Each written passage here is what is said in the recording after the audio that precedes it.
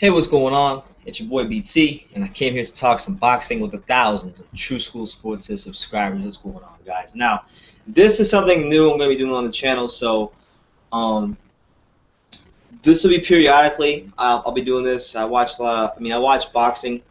I like to watch old fights on my own personal time, but what I wanted to do is, when I watch older fights, I want to kind of like when I do these post-fight reviews for the fights that go on today, I want to do somewhat of the same thing for the older fights, from the 80s, the 70s, the 90s, the 60s, the 50s, the 40s, whenever the fight took place.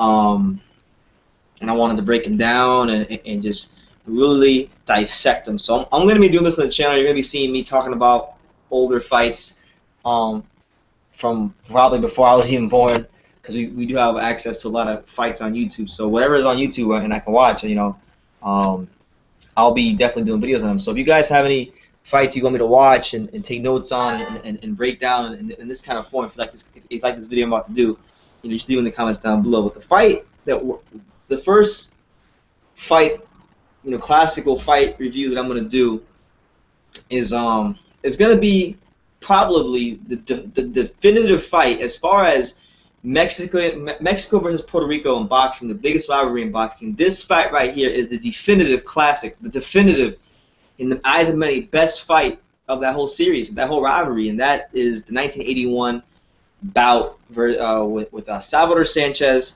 versus Wilfredo Gomez. Now, these are two all-time great fighters. This was the Battle of the Little Giants. The year was 1981. The world was so much different. We didn't have cell phones. We didn't have the internet. Cool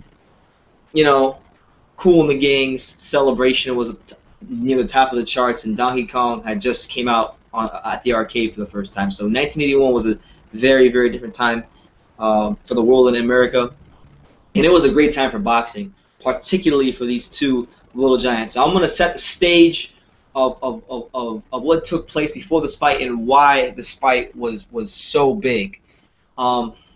So we'll start with Wilfredo Gomez. Wilfredo Gomez at the time,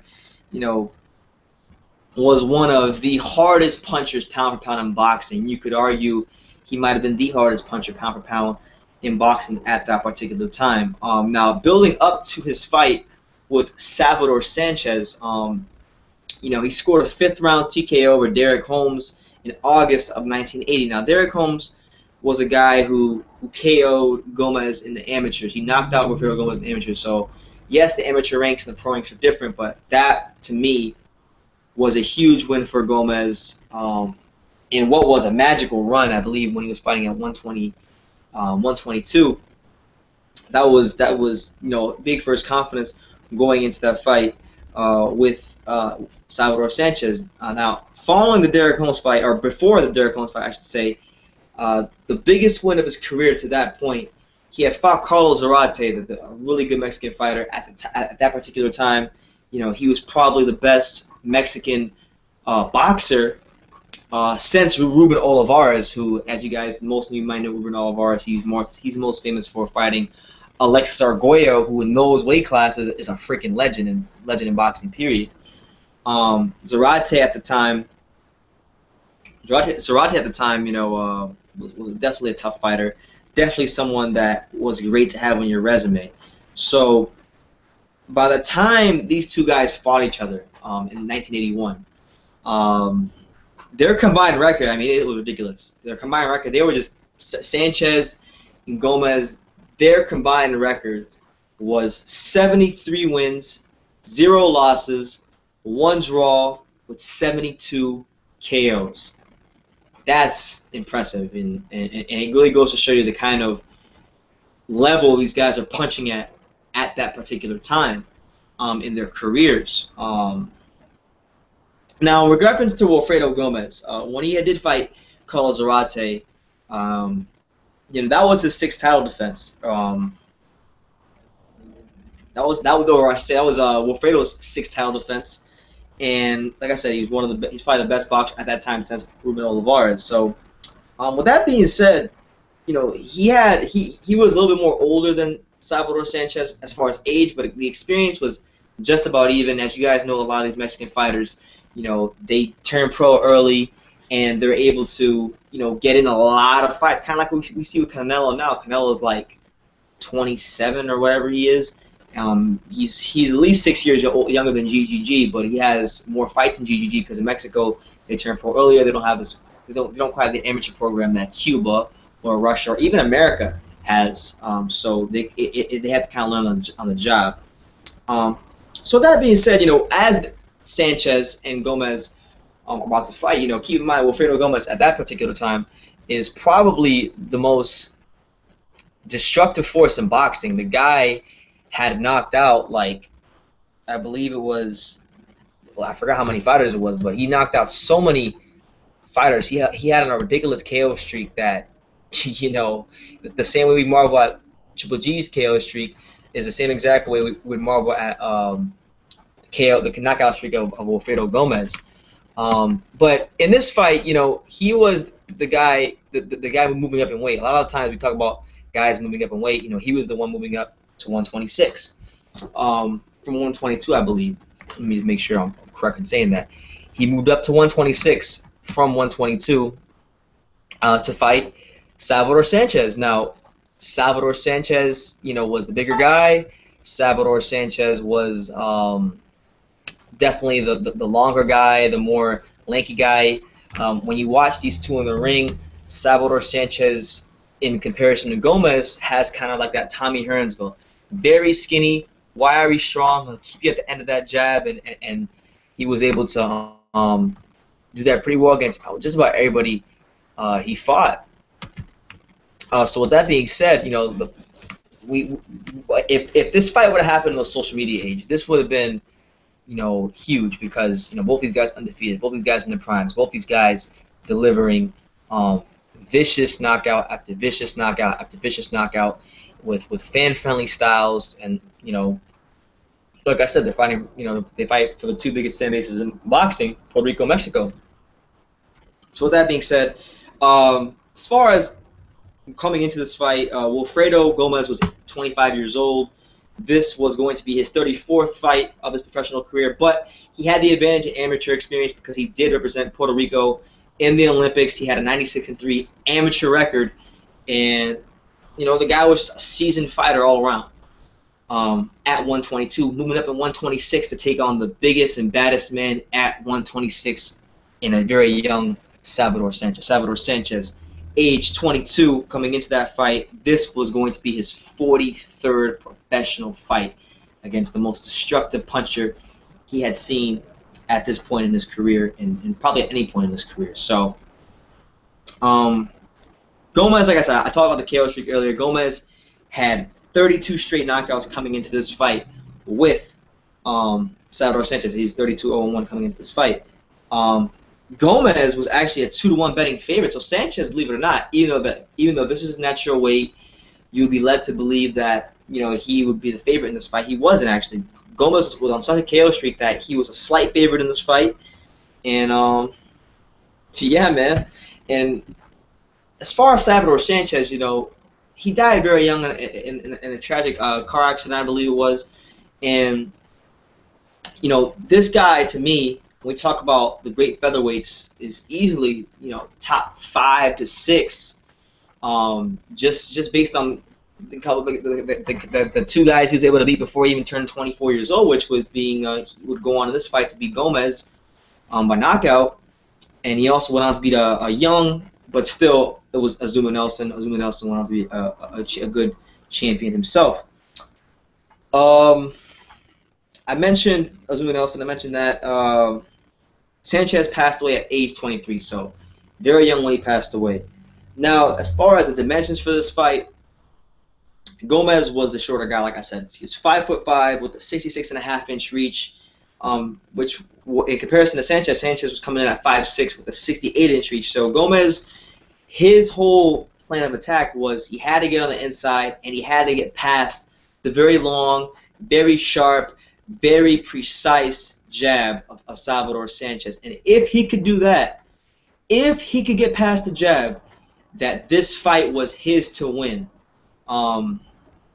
So with that being said, before I get into how the fight played out and my overall breakdown of it, A couple notes for this fight. Don King promoted this fight. Larry Holmes, the great heavyweight champion, commentated this fight. And it was at Caesar's Palace in Las Vegas. So just a couple quick tidbits there before I get into this fight. So, like I said, this fight was going to be the battle of the little giants. The guys who, at those smaller weight classes, were the two best pound-for-pound talents in the sport.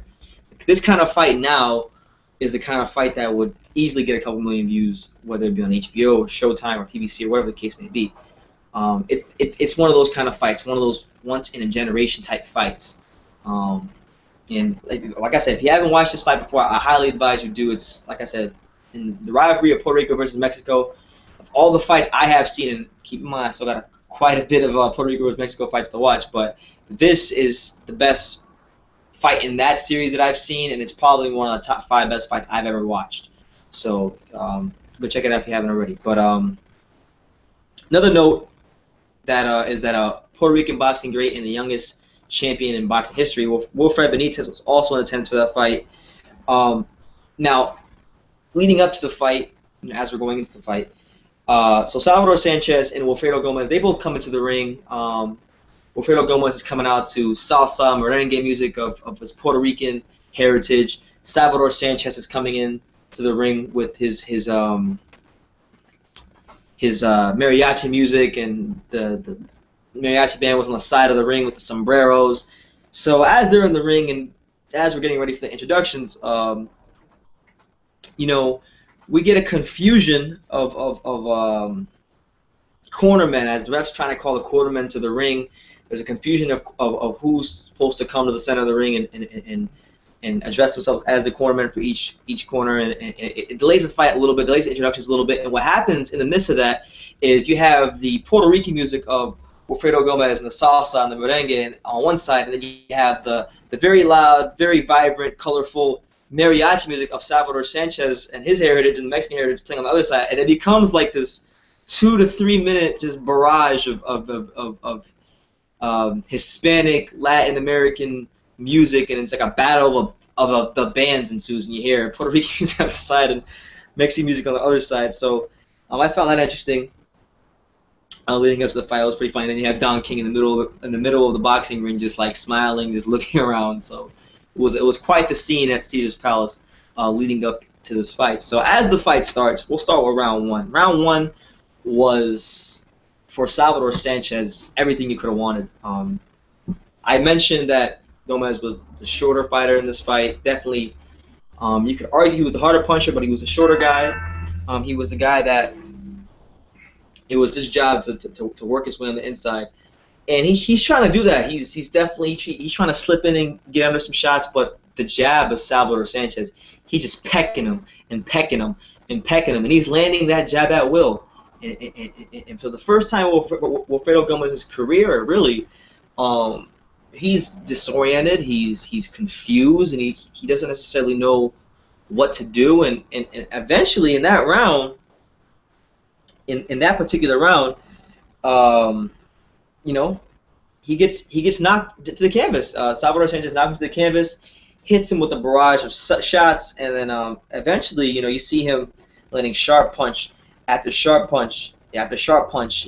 Whether long range, close range, he's just landing punch after punch after punch, and they're all sharp. And you're seeing what makes Salvador Sanchez an all-time great featherweight and an all-time great fighter. In that first round, he cuts the right eye of Wilfredo Gomez in the first round, and the first real test for Wilfredo Gomez has been brought to the table for him. And being a smaller guy moving up in weight, a lot of guys could fold in that situation. And we were gonna see. We knew he was a talented fighter, but on this night, we were as boxing fans, we were going to get a look into the character of a Wilfredo Gomez, and that's ultimately what we got as the fight continued to go. So that round, I gave it 10. I gave that 10-8 to Sal Sanchez. So at 10-8 for Sal Sanchez. In the second round, Wilfredo Gomez kind of gets his feet under him, his legs under him. He closes the distance in spurts, but Sanchez and that jab, it's just he still couldn't get past that jab, so he continues to get pecked with the jab and pecked with the jab, and his rhythm was thrown off.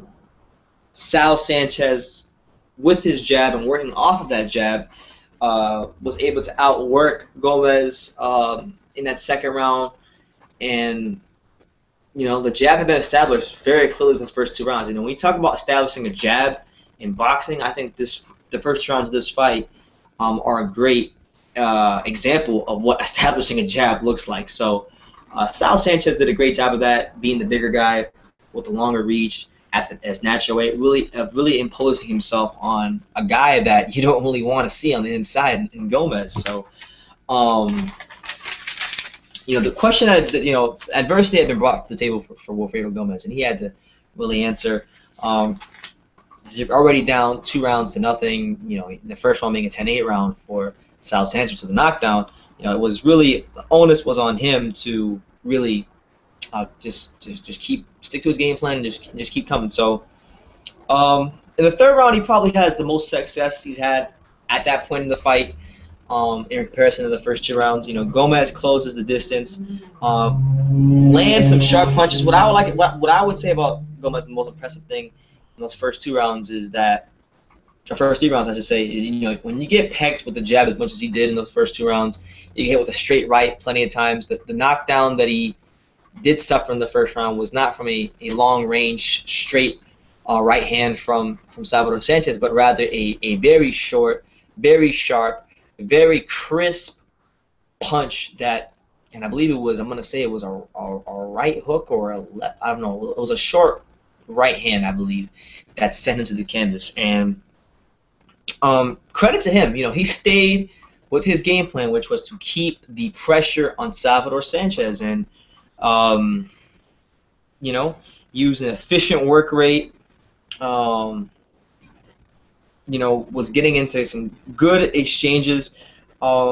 Round 3 of that fight, I gave it to, it was a swing round, but I gave it to Gomez just because of his ability to cut distance, not get discouraged, and be a bit more of the ring general in that round.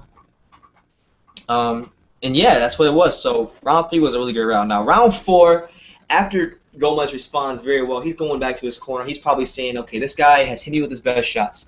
This guy has pecked me with his jab the first 2 rounds. This guy sent me to the canvas. I'm still here. I'm still coming forward. If you're Gomez, you're probably thinking, hey, I won that round.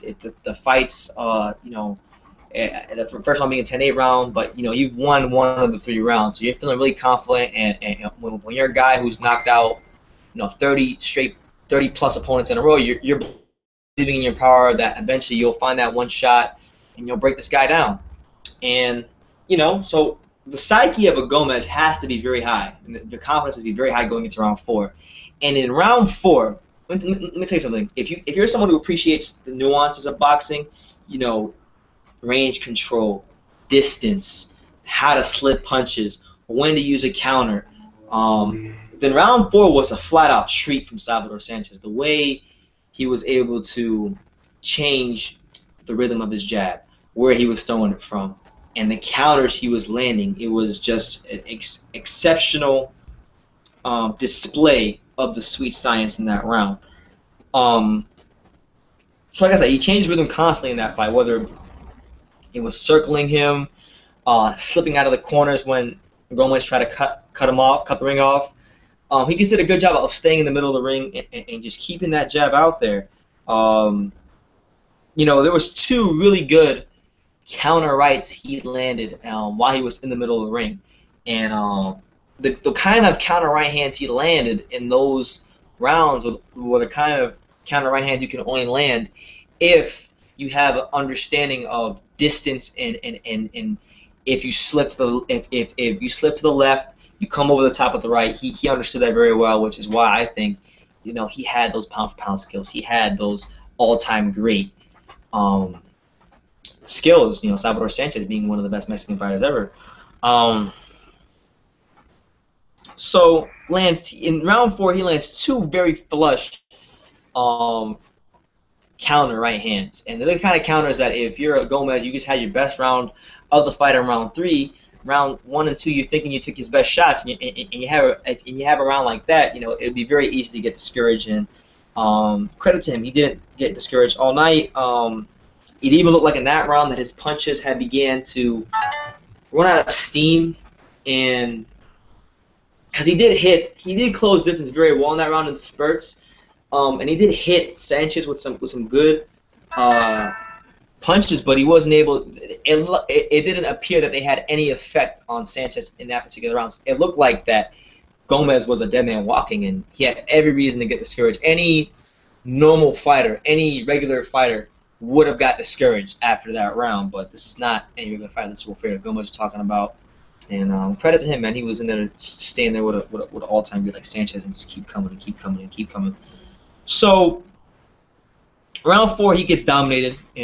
He's on the receiving end of a great display of the sweet science by Salvador Sanchez. Now in round 5, Wilfredo Gomez, you know, when we talk about going for broke, from this point forward, he goes for broke. Like very few fighters today can go for broke. How very few fighters have ever went for broke. He has to go into a real deep place, and he's got to really find some extra fire, some extra motivation to get past this razor sharp jab, to get past this guy who really has a good understanding of where he's at in the ring, and where he can land a lot of those punches at a sharp angle. So it was no easy task for Gomez to have success after round 4.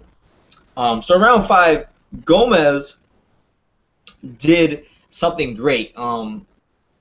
Now we mentioned that Sanchez probably had a great round 4. In round 5, this is where I think Sanchez made a bit of a mistake, and this is where I think Gomez did a great job. You know, because he knows that he hasn't been able to get past the jab.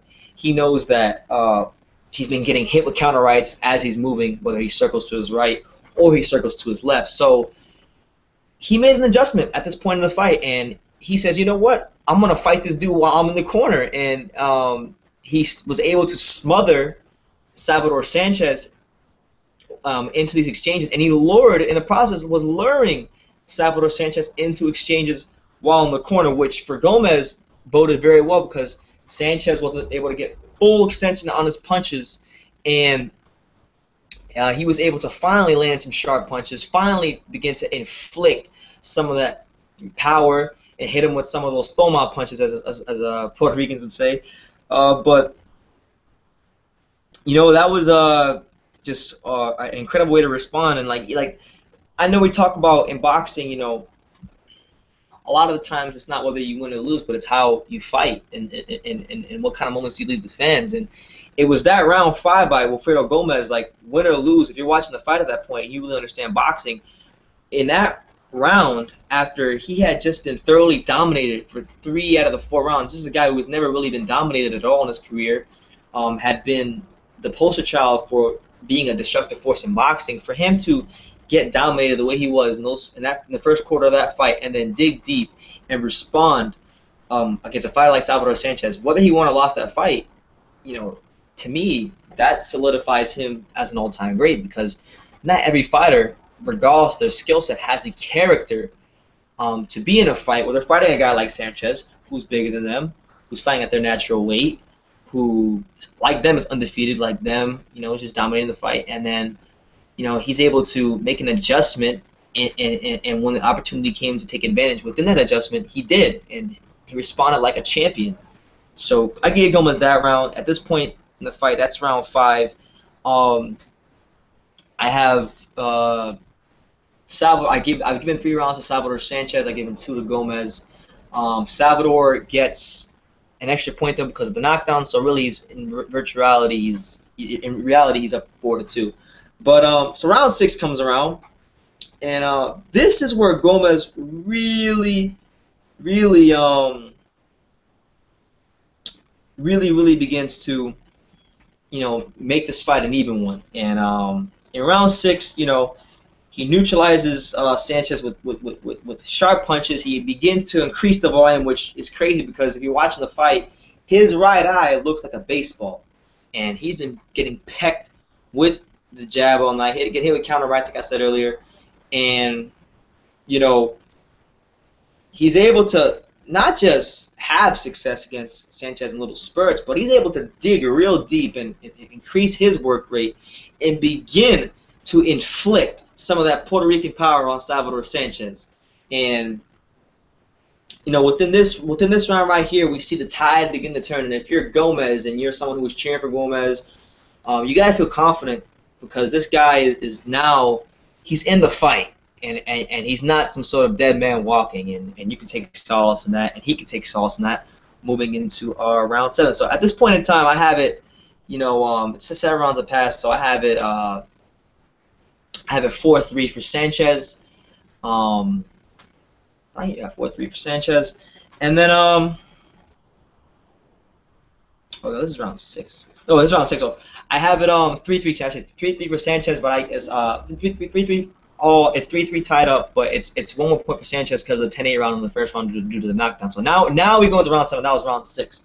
So round 7, round 7 was a round of exchanges. That was a round where you had a lot of flurries, you had a lot of toe-to-toe action, and like I said, round 6 and round 7 of this fight is ultimately where I think Salvador Sanchez makes a huge mistake in getting into exchange with Wilfredo Gomez because. I mean, he was boxing beautifully the whole night. Gomez really had it. Wasn't able to consistently get past his jab. He stopped using his jab and it became, you know, kind of like a Mexican warrior for a couple rounds and lost mental focus. And this is what allowed Gomez back into the fight. And it was in this particular round, round 7, where Gomez cuts off the ring multiple times, and now he is backing up Salvador Sanchez, and he is the one winning not just one of the exchanges, but every single last one of the exchanges. Wilfredo Gomez was really putting it on Salvador Sanchez. So now he had backed Salvador Sanchez up, and the onus was on Sanchez. Could Sanchez dig deep, and could Sanchez respond to the adjustments that Gomez has made and get back to that mental discipline, getting back to his jab, staying in the center of the ring, because he had deviated from that within the last 2 rounds. And when you're fighting a guy like Gomez, who, yes, he's moving up in weight, yes, you are the bigger fighter, but he's not one of those guys that you want to touch you or really, you don't want to feel his power, because, like I said, at that time, there was really nobody punching like Wilfredo Gomez at his weight class. So yeah, in that round, I gave it to Gomez. So at this point in the fight, I have it. You know, I have it. It's 4-3 for Gomez, but it's really like 4-4 because of the 10-8 round. So it's at this point in time, you know, the fight has evened out.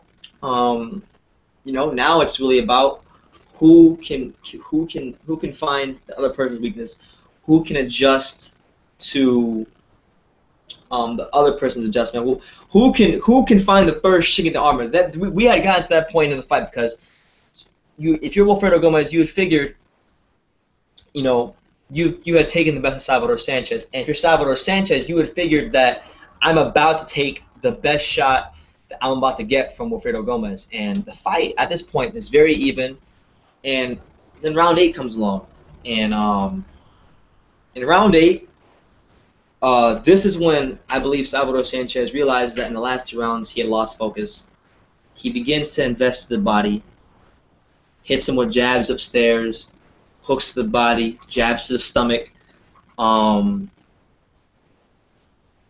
know, and then eventually, like, you know, Wilfredo Gomez in round 7 was able to cut off the ring and lure Sanchez into exchanges. Now we have it the other way around. Sanchez in round 8 is now backing Gomez up, and there's another exchange. And within this exchange, like I said, Gomez's punches had seemed to have been losing a little bit of steam on them. He had invested to the body, landed some really crisp body shots in round 8. And within one of the exchanges, Salvador Sanchez lands a devastating straight right hand for an 8th round TKO of Wilfredo Gomez, and it was a hell of a straight right. You know, it was one of those real sharp straight punches. I guess Wilfredo didn't see coming, and that was all she wrote. And that was one of the greatest fights ever, because we had Gomez, the guy who had really come 22, a guy who had made, I believe, title defenses, had knocked every,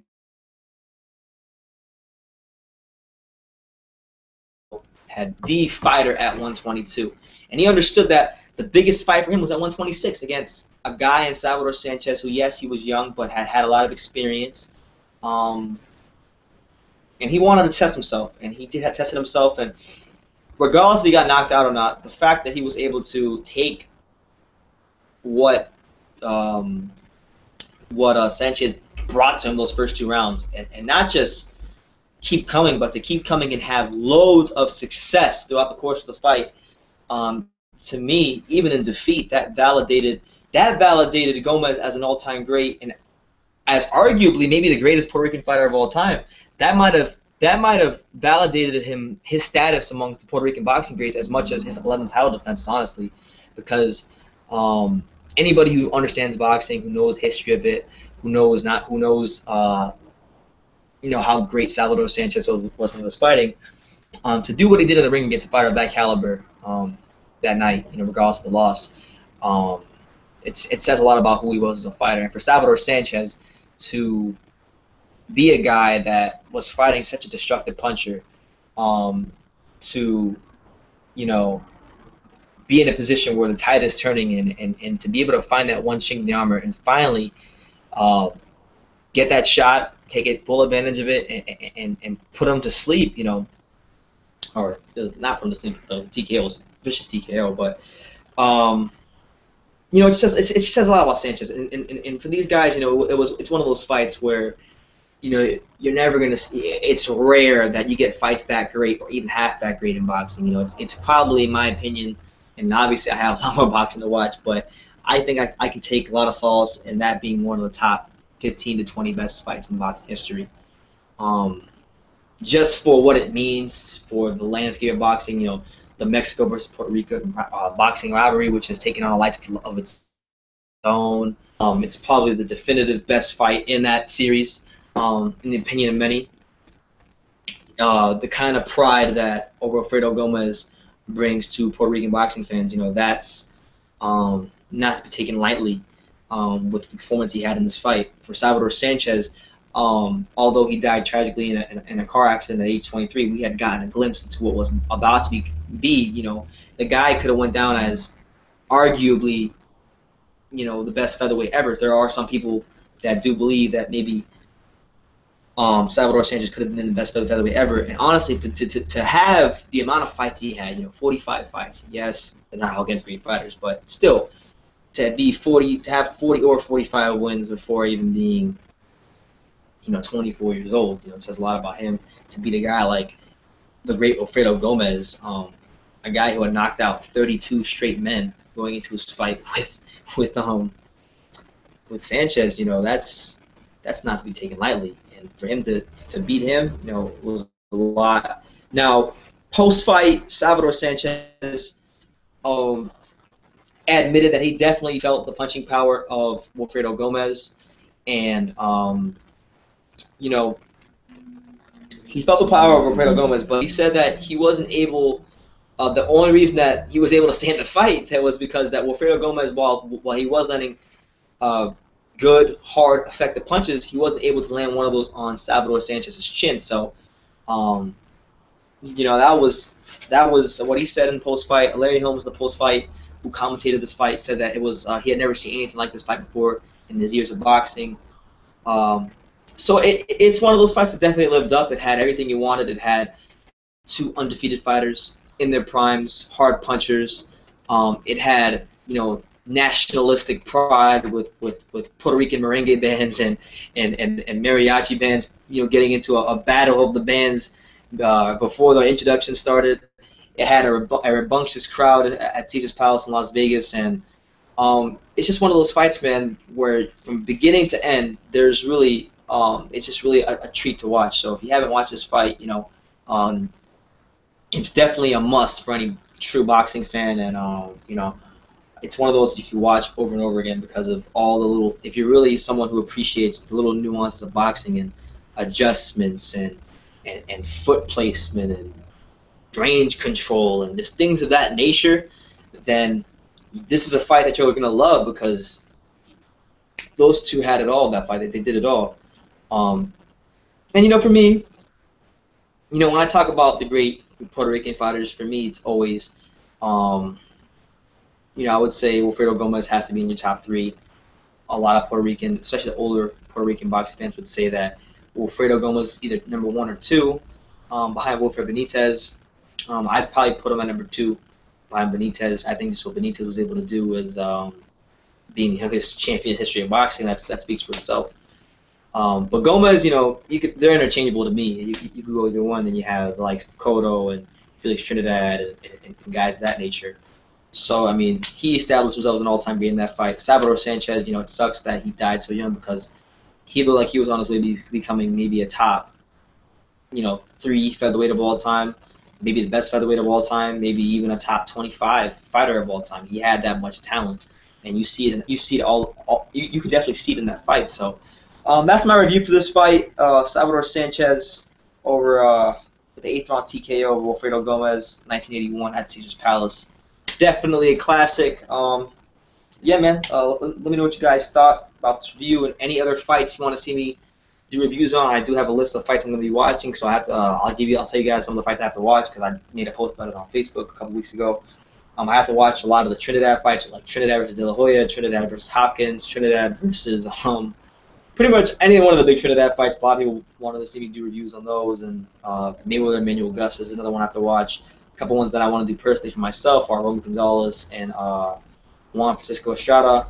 And then I wanted to watch as well. I also wanted to go back and revisit the fight between Roy Jones Jr. and James Toney, and then James Toney and Michael Nunn. So these are just some of the fights that you will be seeing me do videos like this on the channel soon. Hopefully you guys enjoy this one, but comment any other ones you want to see down below, and I'll get to those when I get to them. So yeah, thank you guys for watching, and take care.